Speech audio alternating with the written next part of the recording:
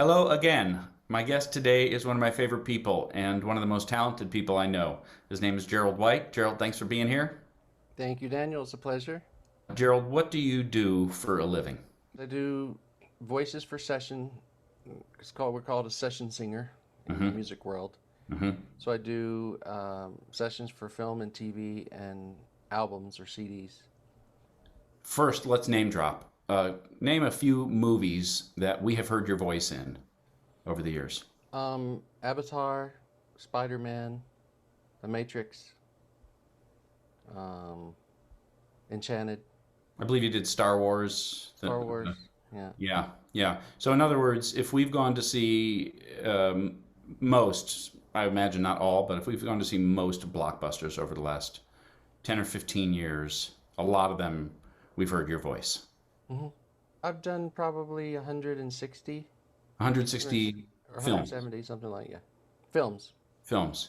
What about TV shows? I don't know how many TV shows exactly.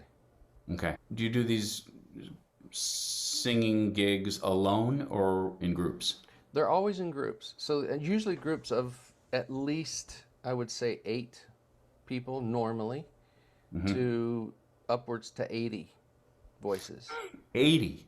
Yeah. So it can be, a typical choir is probably 32 voices. Sometimes it's 24. If it's a Wow. really big choir, that big sound they want, then they'll go higher. But usually 24 to 32 voices.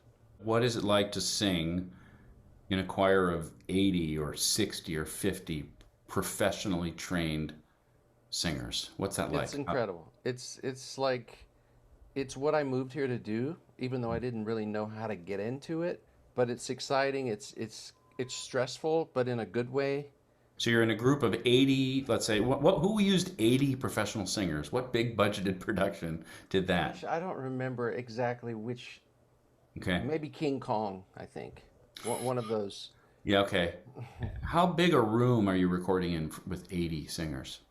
I mean, Usually at Fox Studios or Warner Brothers, so it's fairly large, where they fit a full orchestra and a choir behind it. They can put a 100-piece orchestra and a full choir behind it, so it's a large room.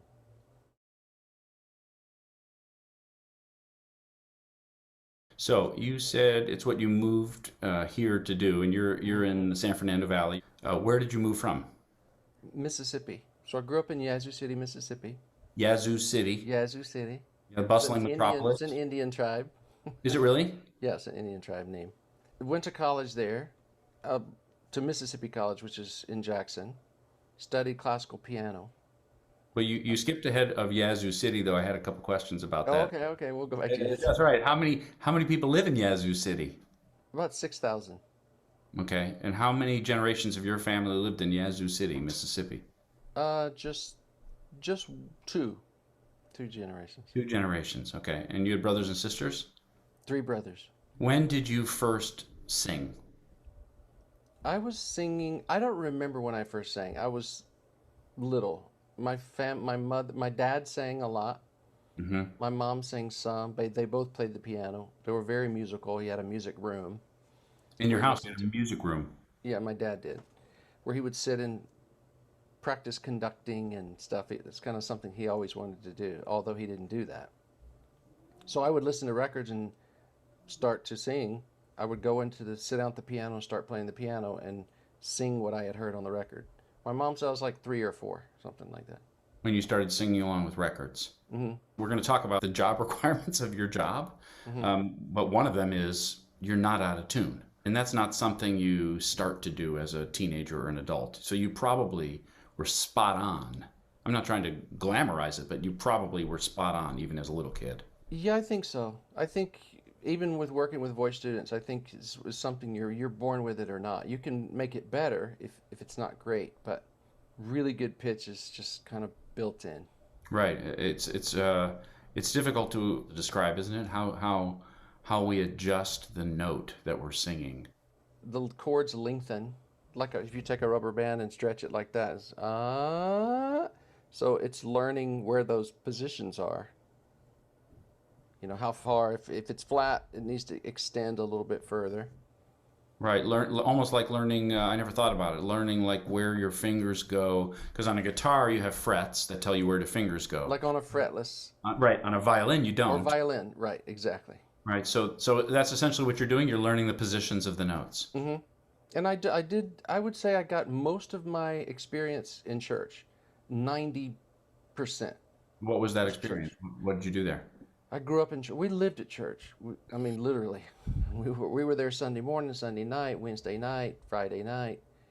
We had a huge youth choir, and we were always doing plays. We were always touring in the summer to go around and like to go to Centrifuge and church camp, and so that's where I got my experience singing, was in church.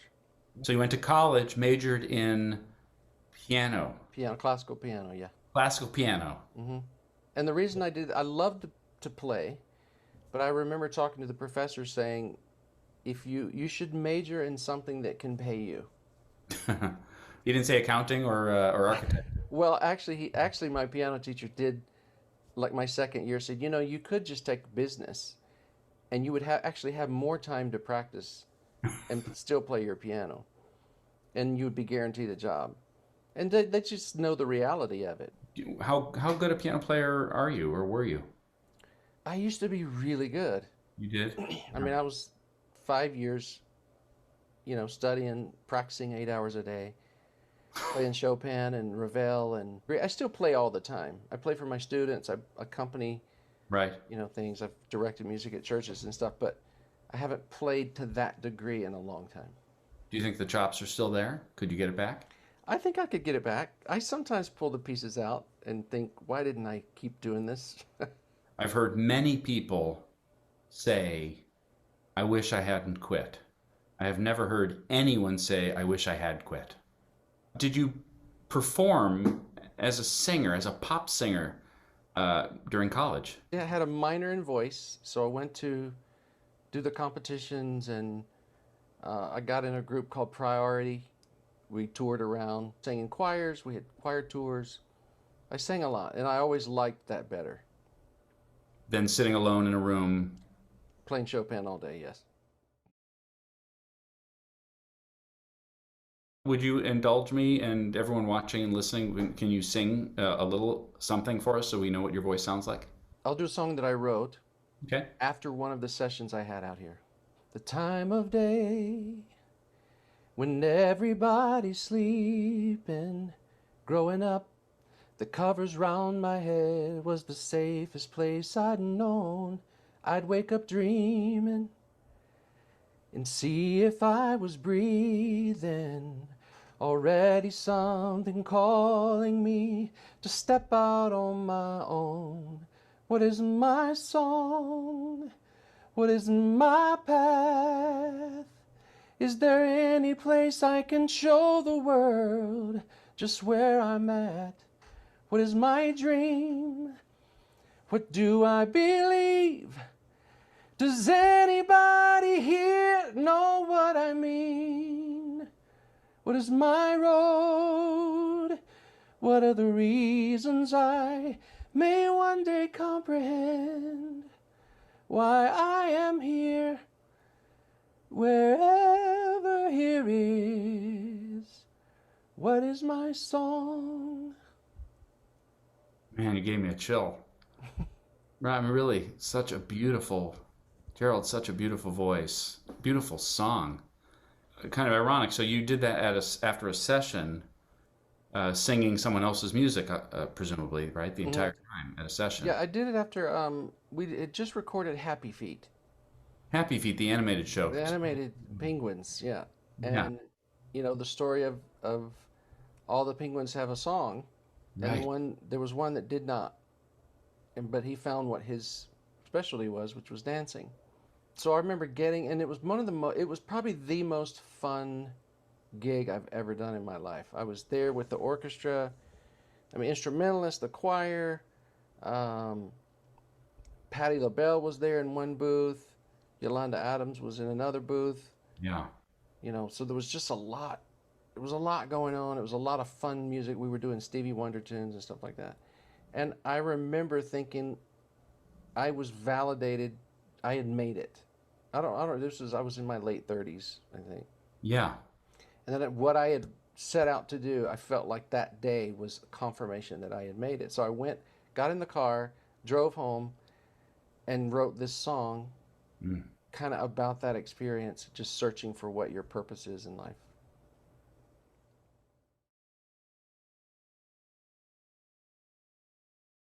When did you move to LA? It was to become a session singer, is It why. was to become a session singer. And I What? didn't really even know what it meant. I just Right. knew when I was a kid, I used to hear the commercials on TV. Like, be all that you can be. Remember all those, like the Sure. Cheerios commercial or the vacuum cleaner. 5 8 8 2 Two, 3. three. Right. Right. So Right. I wanted to do that. And so Right. at college one day, me and a friend of mine found this book of a school in LA called Grove School of Music. Right. Came out here to go to that school to get to study jazz and commercial music and to get in the business. I finished that degree and then moved to Nashville to play in a country band, which was not Uh-huh. a fun experience. Feels like a digression, actually. Well, I was gonna go to Nashville and be a Christian artist, Okay. and all the doors shut in my face, What door shut in your face in Nashville? just every door. I mean, I couldn't get past anybody to do any kind of work. There was not a glimmer of anything. I talked to a guy that I had known, he and his family out in LA, who was also in the music business, that said, we were talking on the phone one day. He said, you know what? I can tell you're not happy there. Come to LA, you can live with our family as long as you need for free if you want to try it again. Or try it, I should say, because the first Yeah. time was just school.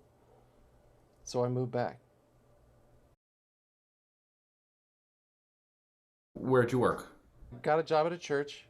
I Uh-huh. played at colleges for Uh-huh. voice classes. I worked at La Mocha, waited tables. Uh-huh. I substitute taught fifth grade in South Central for 8 years. And all this time you're doing what? Auditioning or I'm just auditioning. I'm trying to meet people.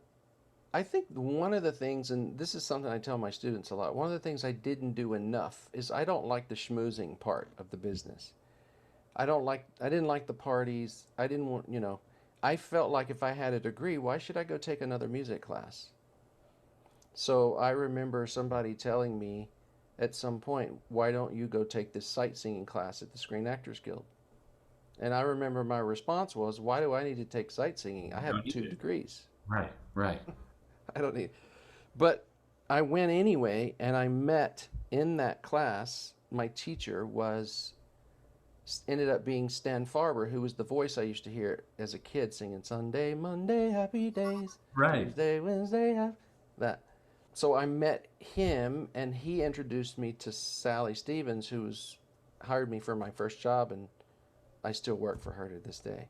To this So day. it was those, just being involved and taking every opportunity, even getting in Six Wave. I got in this a cappella group. Mm-hmm. Stan told me to get in this group. I didn't necessarily want to be a jazz singer, in an a cappella group at the time. But he told me, he said, I think it would be a good idea because these are a lot of session people in this group, and that's Right. what you want to do. And I was like, okay. So I got in the group for 5 years, had a blast, and met a ton of singers, and that also helped pull me into the fold. It has to be a small world of session singers. It's a small world up until about 2 or 3 years ago because of the internet and social media. Now they have access to anybody, so it's not a little hidden group anymore. 10 years ago, there were probably 40 people that did most of the work in town, And you were one of them. and I was one of them. You were one of them. And then there's different levels. There's a inner circle, then there's about 80 people in a larger circle. Right. Now that circle has expanded greatly because of, people record from home. Right. You don't have to get here and meet people to get into these situations. You just find it online. On the subject of like taking a class that you didn't really need to take, or even joining a group you didn't really want to join, that I bumped up against. I mean, it's kind of probably still to this day, which is the curse of self-respect and pride. Right. Really, because when you're starting, you could have a Nobel Prize, but right when you're meeting somebody who offers entry into a room you want to get into, Hmm.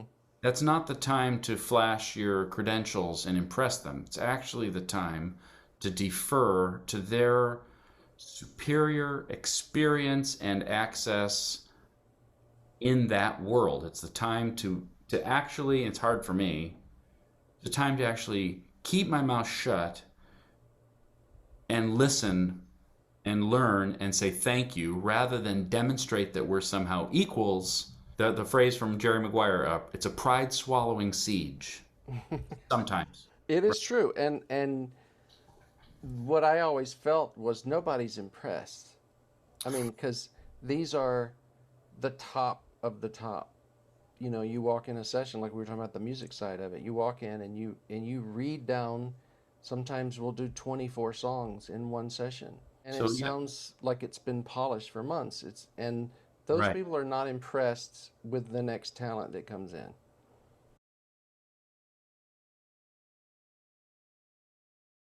What is it that you do really for a living when you are called for one of those sessions?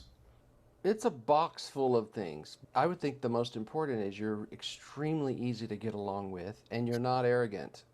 You know, you don't come in thinking you know all of that. You just joined the team and you gave your best.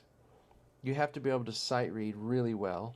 Sight read means what? Sight read means you they put the music in front of you and you start recording it. You've You've never never rehearsed it, seen, you've right? never seen it, Never heard it. never You've heard it. no you've no frame of reference. It's notes and words or oohs and ahs, Hmm. and the conductor says go. Right. And it's costing the producers of the film and the contractors of the orchestra or the singers thousands of dollars Thousands of dollars, yeah. an hour, a minute, a day, what? Thousands of dollars? Um, Usually they're in 8 hour, 4 hour chunks. So 4 hours or 8 hours, but it's by the hour, yeah. It's by the hour. So the clock is ticking So at you don't want to be the singer that where the conductor cuts off and you're still going, yeah. right. You don't want to be that guy. You don't want to be that guy. There's Right. a red light, and then when that red light is on, you want to get it right. Because if you mess it up and there's 40 voices and 20 people in the booth, including the president of or the director of the movie that you're singing on Right. and the composer, you don't want to be the person that's I mean it happens. People make mistakes obviously, but you don't do it twice.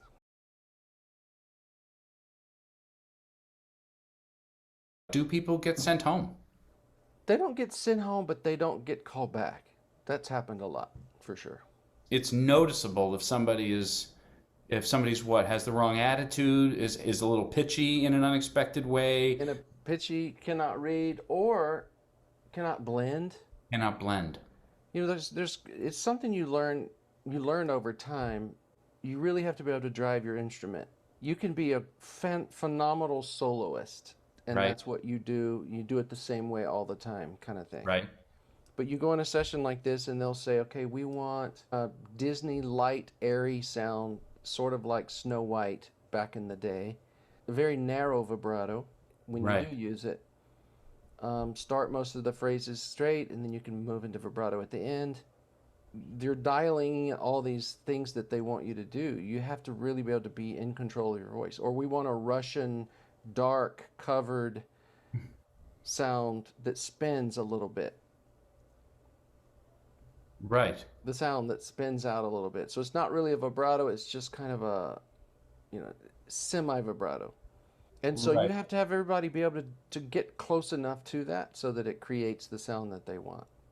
Are you watching the scene as you're singing along with it?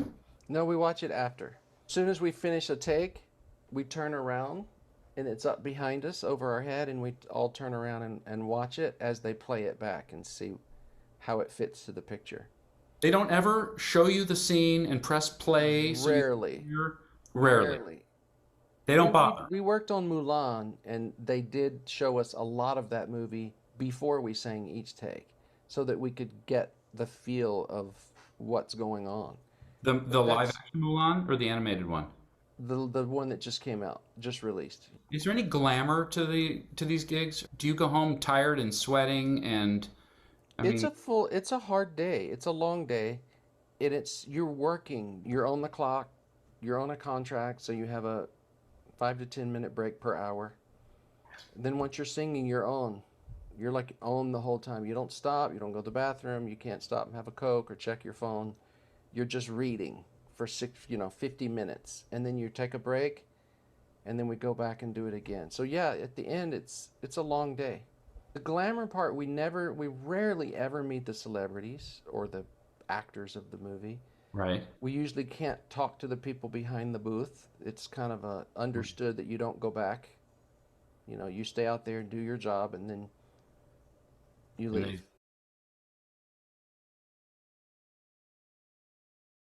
you shook hands, you tried everything you could for 8 years, you said.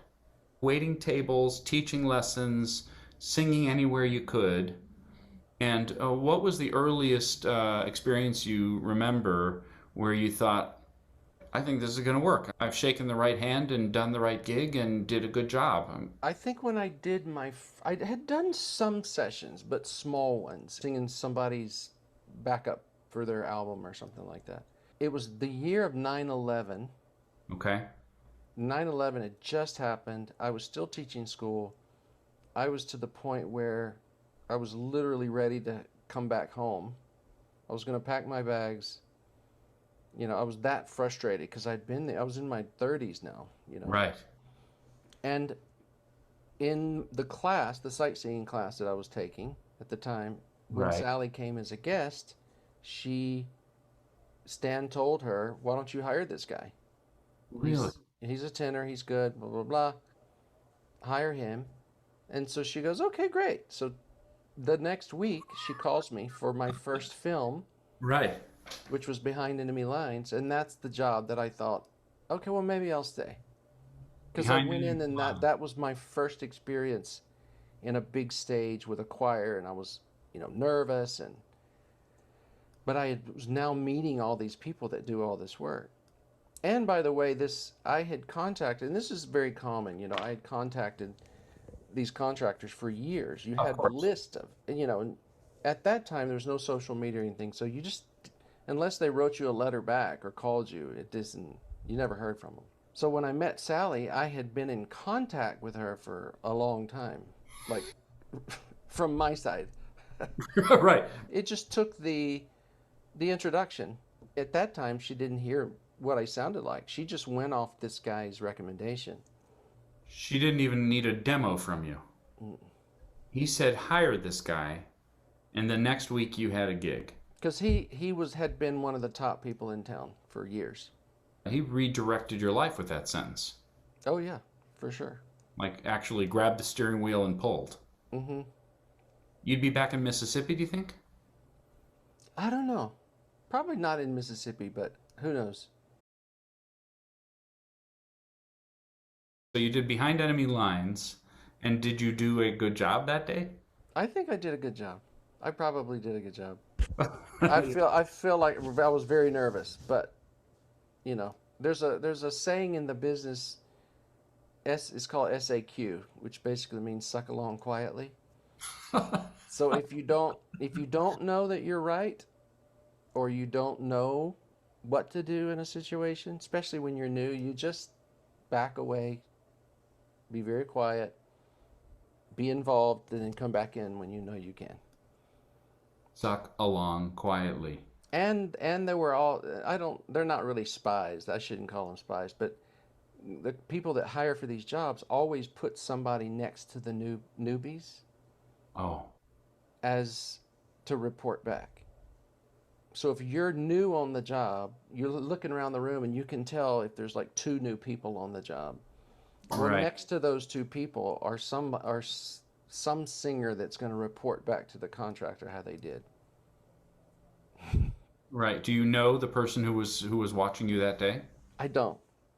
I don't remember who was Have beside you ever been asked to spy on newbies now? me. Mm-hmm. Mm-hmm. Yeah. So you pursued this job, I mean, with kind of incredible uh, persistence for 8 years, and you were given and the door was swung open by a single sentence, a single introduction, and then your job then was to be good at it, right? Right. Was to not burn bridges, to keep showing up on time, to not have any of those people report back, yeah, he's all right, but he's not great, or I Yeah. smelled liquor on his breath, or Or, right, or yeah, not the best tuning in the world. Yeah. right, right. Any one of those phrases would have ended the whole campaign For sure. for sure. Just chopped it right off. It would have been over. Hmm. So you're walking a tightrope at that point. I mean, you really need to So be in. now you're in the testing phase. You're the Right. new kid on the block. Now people are starting to talk. What's this guy about? Is he good? What can he do? So you're having to prove yourself. It's probably a 2 year period, I would say. How did it turn out to be as your dream job? I mean, you wanted it from afar. You went to I get it. I love it.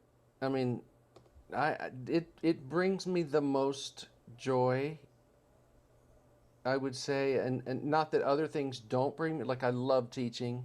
I Right? love seeing my students excel and stuff. But it's why I did what I did and moved out here was to be able to wake up, go into a studio with great musicians and great singers and make great music and get paid for it.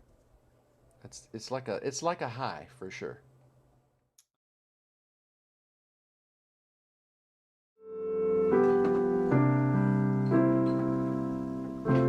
Chestnuts roasting on an open fire, Jack Frost nipping at your nose, Yuletide carols being sung by a choir, and folks dressed up like Eskimos. Everybody knows a turkey and some mistletoe help to make the season bright. Tiny tots with their eyes all aglow will find it hard to sleep tonight. They know that Santa's on his way. He's loaded lots of toys and goodies on his sleigh, and every mother's child is gonna spy to see if reindeer really know how to fly. And so I'm offering this simple phrase to kids from 1 to 92. Although it's been said many times, many ways, Merry Christmas, Merry Christmas, Merry Christmas to you.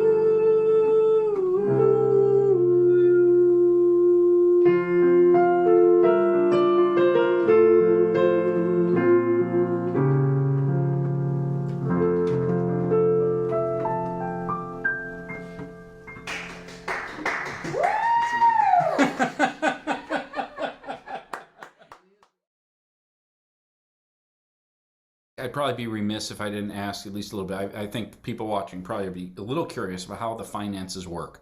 And here, I'll summarize quickly, and you can fill in any details. Right? I know that you get paid for the session, Hmm. a union wage, which is not a low wage. It's a good. Well, we get paid.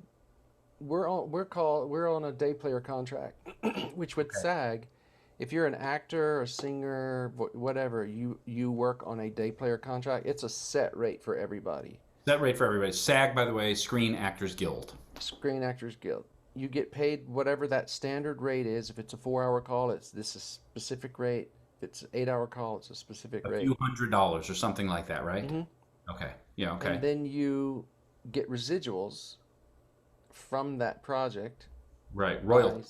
royalties, so to speak. Yeah. Right. And those start about a year after you sing the project. I remember being shocked that you recorded for the Star Wars soundtrack like weeks at most before the movie came out. We're the very last thing they put on. They finish editing the film, the actors are all off doing another project. The orchestra has just finished, and the singers are the very last piece to the puzzle. So sometimes the advertisements are up on the bus stops and everything, Right. opening in 3 weeks. We're still working on it. And so the movie comes out, and it's just like in the music business, actually. Like I had a song on Saturday Night Live. I mean, I don't think it showed up in my royalties at least for 9 months. hmm It wends its way through the system, ends up hmm getting divided up amongst the singers who were there. The orchestral players maybe also make royalties. I don't know Yeah, if they they. do. hmm Yeah. So over time, you accumulate a body of work and hopefully a body of royalties, right, that aggregate. So you make a living in the moment and you long term, there's a long tail to the income. But it's not a get rich job, is it? It's not anymore. I got in right at the tail end of the gold, what they call the golden era of session work. Right. We were literally hanging off the back car of the train. Back in the day, commercials were full songs, Right. and every TV show had a theme to it, whether it's Happy Right. Days or Good Times or The Jeffersons or Golden Girls, Cheers, everything had. Everything in a So song. those people made millions, literally. Uh-huh. I mean, literally, I knew some that had a limo waiting on them from one job that would take them from job to job. And they Right. would do national commercials that made 200, 300,000 a pop for one day's work. Those days don't exist anymore. Do you regret, given how the industry has changed, do you regret chasing it and climbing the mountain and really reaching the mountaintop of your profession? No, not at all. Not at all. Yeah, I don't regret it at all. Still working. Hopefully that'll last.